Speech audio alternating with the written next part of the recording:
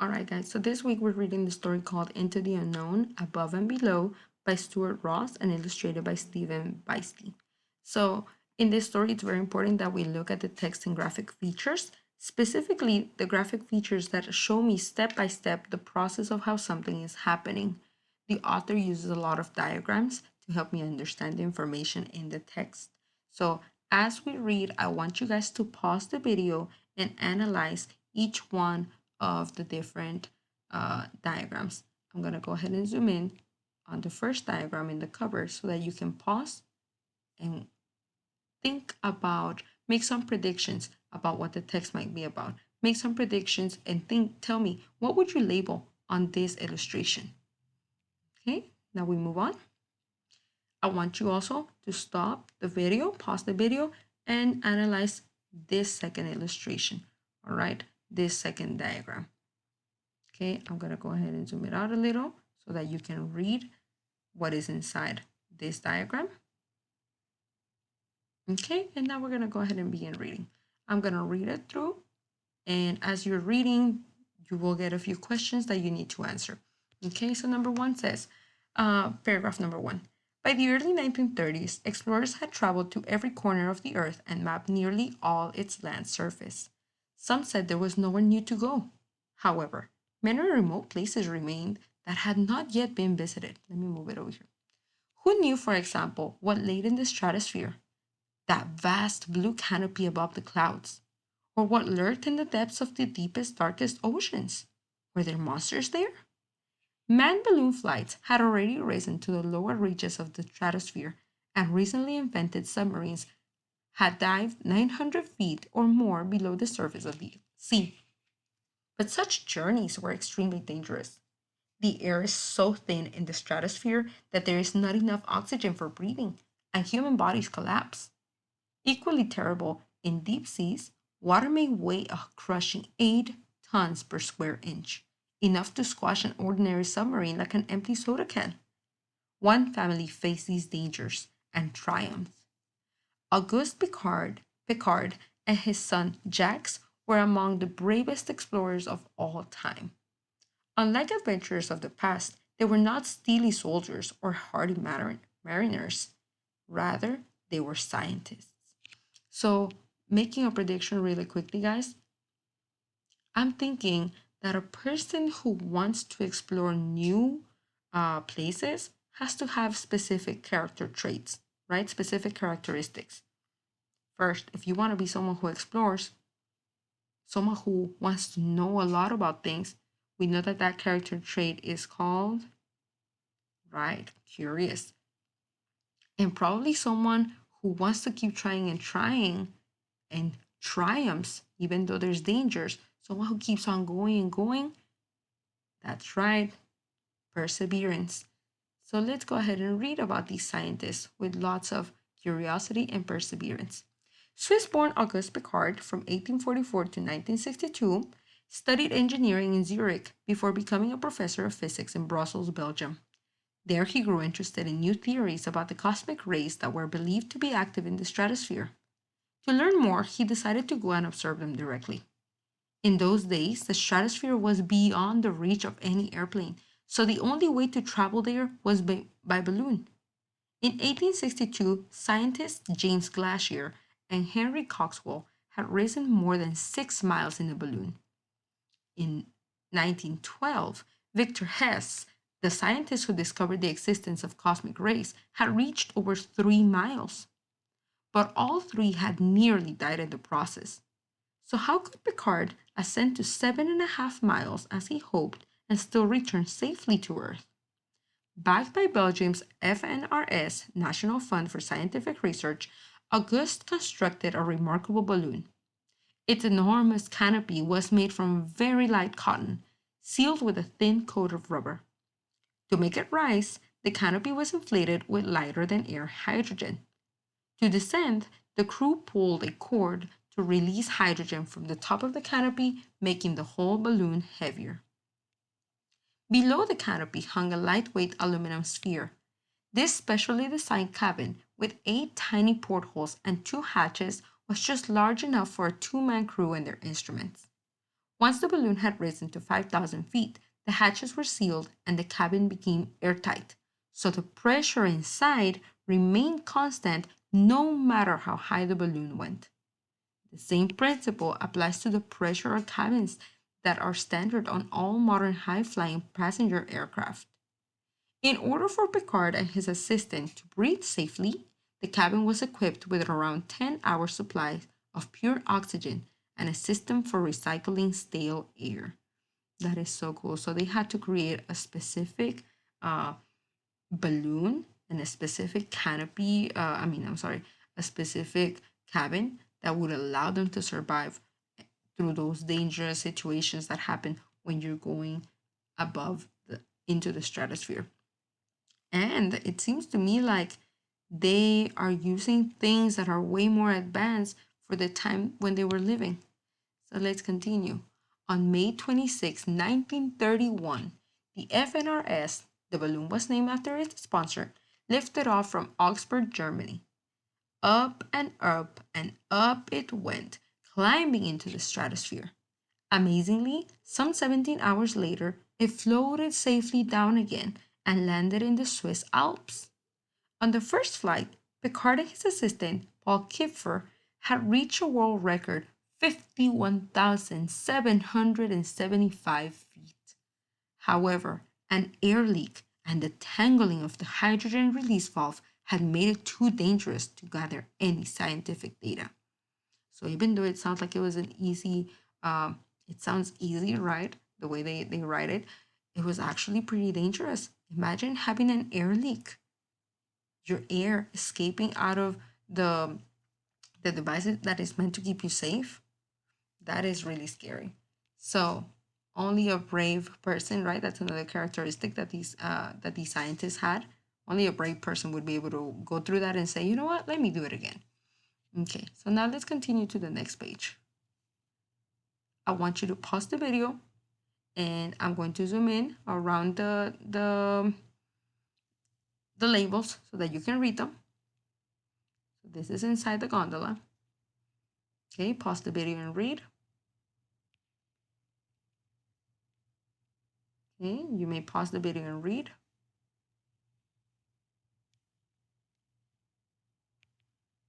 Okay, pause the video and read. Okay, and finally, you can pause the video and read the last part. Okay, you can pause the video and look at the illustration a little bit closely to think about the information that you read and how it applies to the previous paragraphs. Okay. The following year, the FNRS flew again. This time, August was accompanied by Belgian engineer Professor Max Cossins. On August 18, they drifted high above the southern Switzerland and northern Italy, crossed Lake Garda, and landed near the Italian resort of Desenzano. This time, all went well, and they were able to make scientific observations they needed. What's more, they beat their own record, reaching an amazing 52,152 feet. A further 25 ascents followed. 25 ascents, guys, over the next few years. So they went again at it for 25 times. Picard pushed the world altitude record to 72,177 feet and gathered vital information about the stratosphere and those strange cosmic rays. As it turned out, they were not rays at all, but minute space invaders, subatomic particles zooming into the Earth's atmosphere from elsewhere in the universe. So now we have a map, guys. Please pause and read the information in the map. Okay. Now we continue to the next page. Let me read the paragraphs first, and then you can pause and look at the diagram. By the time of his last balloon adventure, Auguste Picard knew that the principles of his pressurized cabin could also take him to the depths of the ocean. Working with his son Jacques, he began to design an extraordinary deep-sea craft or bathyscape. They named it the Trieste. Instead of a balloon canopy, the Trieste had a long cylinder-shaped float. Inside the float were a large gas tank and two air tanks. gasoline, and air are lighter than water. So when all three tanks were full, the craft remained on the surface. To make it sink, the air tanks were flooded with seawater. The float also contained two hoppers filled with iron pellets to release when the bath escape needed to rise again. So just make a quick connection, guys, to science, what we've been learning about with Ms. Garcia this week. Density, right? Not this week, but the past few weeks. Density. So the gas and the air make the ship less dense than water, so it doesn't sink. So they needed to add iron pellets so that it could sink. It could be more dense than water. And if they needed it to float, they would release all those iron pellets and make it again less dense than water. Paragraph 12 says, an airtight cabin was welded beneath the float. Like the cabin of the FNRS, it was a perfect sphere, but instead of aluminum, its walls were forged in steel 5 inches thick. They were very thick walls. It had 2 windows made of strong artificial glass called lucite, and it had an air supply and purification system that allowed 2 crew members to breathe safely for up to 24 hours. Built in Italy, the Trieste was bought by the U.S. Navy in 1958. The following year, the freighter Santa Maria transported it west from California to Guam. The USS Wyandotte then towed it to a site above the deepest part of all the world's seas, the mysterious Challenger Deep. So here, guys, I want you guys to go ahead and pause again to look at the diagram. First, you can look at it completely. Okay, and now I'm going to zoom in so you can read the different parts of the diagram. So notice how there are numbers that label where you should be following. So you first should look at number 1, then number 2, number 3, and number 4. Okay, and now you can read the key. You can pause to read the key. Okay, now let's continue. Again, we have one more diagram, guys. Why do you think the author chose to use diagrams in this selection? Okay, I'm going to zoom in so you can look at the first diagram, the first part of the diagram. Pause. Look at the second part. Look at the third part. Okay, and now you can look at the diagram in its entirety. You can see what it looks like, the illustrations. Okay, and let's go ahead and read our last page. The great gash in the Earth's surface, deeper than Mount Everest is high, lies in the Mariana Trench on the floor of the Pacific Ocean. Here, in rough seas, Jacques Piccard and Lieutenant Don Walsh of the U.S. Navy undertook one of the most nerve-rattling journeys ever made. On the morning of January 23rd, 1960, the 2 men climbed through the hatch and sealed themselves into their steel bubble. At precisely 8:23 a.m., they let seawater into the air tanks above them and began a 288-minute descent down to the funereal black floor of the ocean. Think about the words that the author is choosing to tell us about this adventure that they're about to go to. It's funereal black floor of the ocean. They sealed themselves into their steel bubble. It was the most nerve-rattling journey ever made. To Jack's surprise and dismay, at about 340 feet below the surface, the Trieste came to a stop. I'm gonna use some context clues and think that the word dismay could mean, since it stops, he probably wanted to keep on going down, right? So this, I know it means not. So maybe something negative, maybe something that made him upset. It had met a dense layer of cold water, a thermocline, which blocked their descent. After a quick calculation, he made his craft less buoyant by releasing some of the gas from the tank above, and the Trieste continued dropping into the darkness. At 1,000 feet, Jacques tested the Trieste quartz arc lights, casting bright white beams into the surrounding sea. Plankton streamed past. By 2,400 feet, they had moved from the twilight zone to to the abyssal zone, where not a trace of sunlight can reach. Staring out at the grim blackness, the men felt the cabin grow colder and colder. Around 18,000 feet, the cabin sprang a small leak, which later mended itself. Now dropping at 200 feet a minute, the Trieste plummeted beyond 23,000 feet, reaching a new record depth for any dive.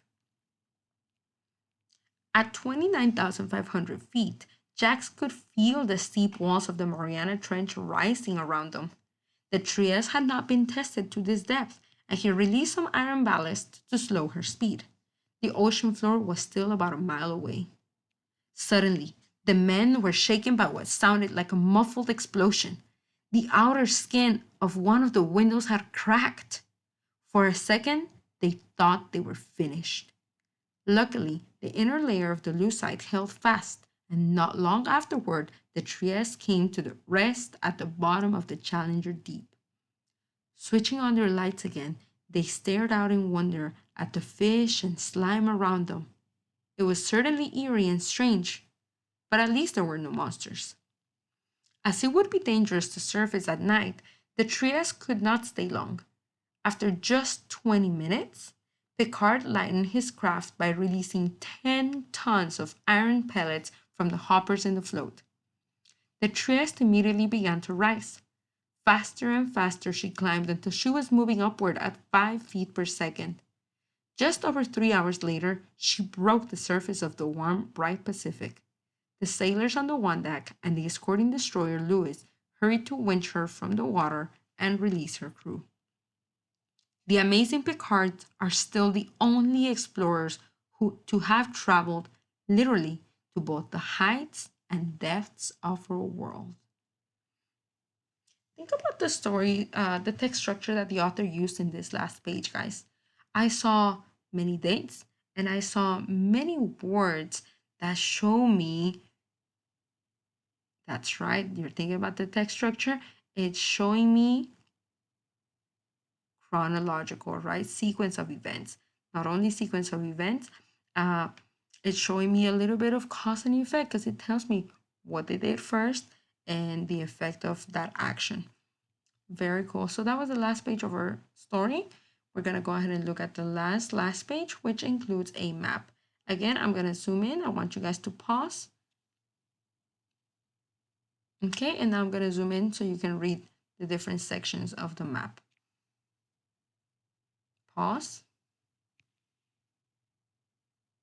Okay, read the next section. Pause. And finally, notice that there are numbers that tell me where they want me to look at first. Okay, so go ahead and pause. Right, so I hope you guys enjoyed the story for this week. And we will be working on comprehension questions later today. Okay, bye guys.